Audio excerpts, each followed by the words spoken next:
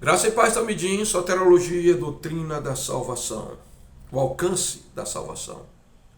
João 3,16 diz, porque Deus amou o mundo de tal maneira que deu o seu Filho unigênito, para que todo aquele que nele crê não pereça, mas tenha a vida eterna.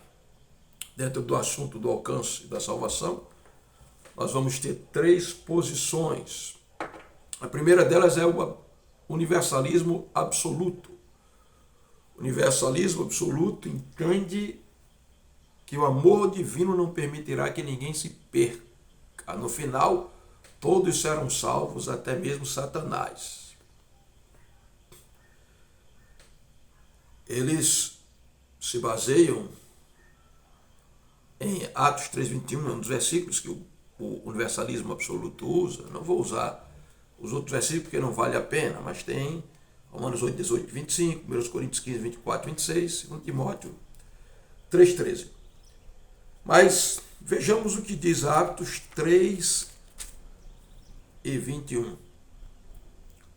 O qual, e Pedro aqui está falando de Jesus, o qual convém que o céu contenha até os tempos de restauração de tudo, dos quais Deus falou pela boca de todos os seus santos profetas desde o princípio.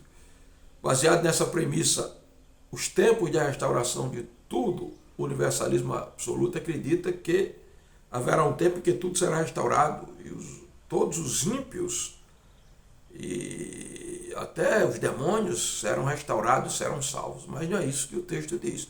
Note que Pedro está falando de um tempo de restauração profetizado pelos profetas. Não existe no Antigo Testamento nenhuma profecia de que Deus restauraria todos, até mesmo os ímpios, para a salvação, os que não se converterem, e até o próprio Satanás. Se você for ver, por exemplo, a profecia da restauração de todas as coisas em Isaías, o texto lá é que Deus fará nova todas as coisas, fazendo céus e terra, novos céus e nova terra, onde habitará a justiça. Pedro vai citar esse texto na sua carta. Ele vai dizer que os céus que agora existem haverão de passar com estrepitoso estrondo, os elementos ardendo se derreterão, se fundirão, e aparecerá novos céus e nova terra onde habitará a justiça. E Apocalipse 21 vai mostrar que esses novos céus e nova terra onde habita a justiça é para os salvos, porque já no capítulo 20, antes da restauração de todas as coisas, João, no Apocalipse, vai falar de uma classificação de pessoas que estarão no inferno, inclusive Satanás. Então, isso não se sustenta. O segundo ponto de vista com relação ao alcance da salvação é o particularismo, é o ponto de vista calvinista, a chamada expiação limitada.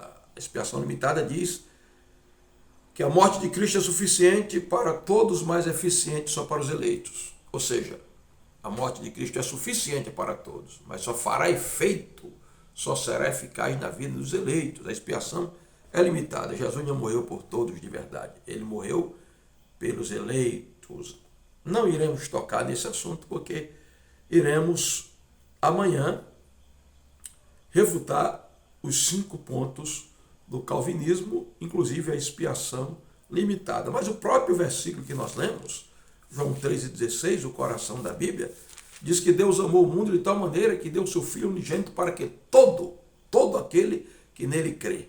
E o texto diz que ele amou o mundo, não diz que ele amou os eleitos do mundo, ele amou o mundo. O terceiro ponto de vista com relação ao alcance da salvação é o universalismo qualificado, ou seja, a linha arminiana, o que defendemos. Cristo morreu por todos, mas só os que creem serão salvos. O versículo que nós lemos diz: Deus amou o mundo de tal maneira que deu o seu Filho unigênito para que todo aquele que nele crê não pereça, mas tenha a vida eterna. Cristo morreu por todos os homens, mas só os que creem, os que receberem a Cristo, esses serão salvos. Falando sobre a ordem da salvação, sobre o alcance da salvação, nós temos a ordem da salvação, a chamada Ornos Salutis, termo originado por Jacob Karpov, um teólogo luterano de 1737. Dentro da ordem da salvação, nós vamos encontrar a ordem da salvação na linha calvinista e a ordem da salvação na linha arminiana. Vamos ver a ordem da salvação na linha calvinista, como é que Deus vai consumar a salvação, quais os passos, como se inicia. Para o calvinista, a salvação se inicia com a eleição. A eleição é incondicional. Na eternidade, Deus já vai eleger salvos e perdidos. Dentro do ponto de vista calvinista, supralapsariano, nós vamos falar disso depois. Deus elege incondicionalmente, ele predestina aqueles que serão salvos, porque a linha calvinista, todos estão predestinados para a condenação. Então Deus vai eleger e predestinar somente os que ele vai salvar, né? Os que ele elegeu. Então predestinará para a salvação. E tudo isso está dentro da presciência divina, porque ele conhece tudo por antecipação. E aí, depois de eleito, predestinado, Deus vai chamar para a salvação. Deus chama e depois que chama, Deus regenera. Então o indivíduo é chamado porque já foi eleito e ele é transformado, passa pelo novo nascimento, ele é regenerado. Depois que é regenerado é que ele se arrepende. Note que ele não se arrepende primeiro para ser regenerado. Dentro da ordem da salvação, de linha calvinista, primeiro o indivíduo é regenerado, ele nasce de novo e depois ele se arrepende. E aí vem a fé, ele vai crer. Ele é regenerado, se arrepende e ele crê. Crendo, ele é justificado, ele é absolvido por Deus no tribunal eterno. É colocado como se não tivesse culpa.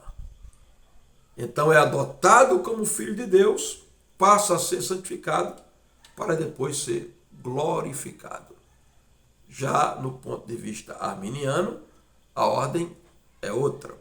A ordem começa com a presciência. Note que se no calvinismo é eleição incondicional, no arminianismo é presciência. Deus conhece tudo.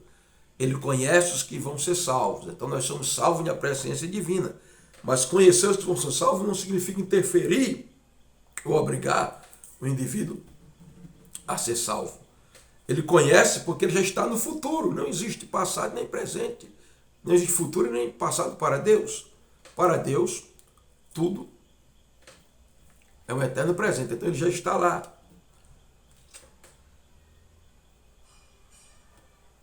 Depois vem a eleição. Depois que Deus predestina, Deus elege. Em Cristo. Somos eleitos em Cristo. Efésios 1 vai falar nisso. E então, predestinados também em Cristo para a salvação. Tudo isso dentro da presciência. Então ele nos chama para a salvação através da mensagem do Evangelho. Nós é quem temos a responsabilidade de nos arrepender. Cremos em Cristo.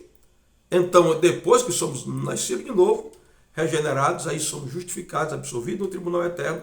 Somos adotados como filhos, santificados e então glorificados. Essa é a ordem da salvação. E aí nós temos os dois pontos de vista, calvinistas e arminiano. O ponto de vista calvinista ele é monergista, ou seja, Deus opera sozinho na salvação. A eleição é incondicional, a graça é irresistível, a expiação é limitada e o crente persevera até o fim, uma vez salvo para sempre. Então não há responsabilidade nenhuma na questão da salvação no homem. Porque ele foi eleito incondicionalmente. A graça é irresistível, não tem como ele resistir à graça, e ele persevera até o fim. Então Deus opera a salvação nele, sustenta a sua salvação. Já o ponto de vista arminiano é sinergista. O homem colabora com Deus na salvação. Deus traz a graça, o homem pode aceitar ou rejeitar a graça. A graça é irresistível e é a responsabilidade do homem crer. Deus opera a salvação, mas eu creio. É um sinergismo. Deus e o homem trabalhando na salvação. Dentro do sistema calvinista nós temos dois pontos de vista. O supralapsarianismo, que é o hipercalvinismo. Supralapsarianismo entende que Deus elegeu as pessoas antes da queda. E ele crê na dupla predestinação. Antes da queda, Deus elegeu uns para o inferno e outros para o céu. Supra vem daquilo que está em cima. O lapso é queda. Supra.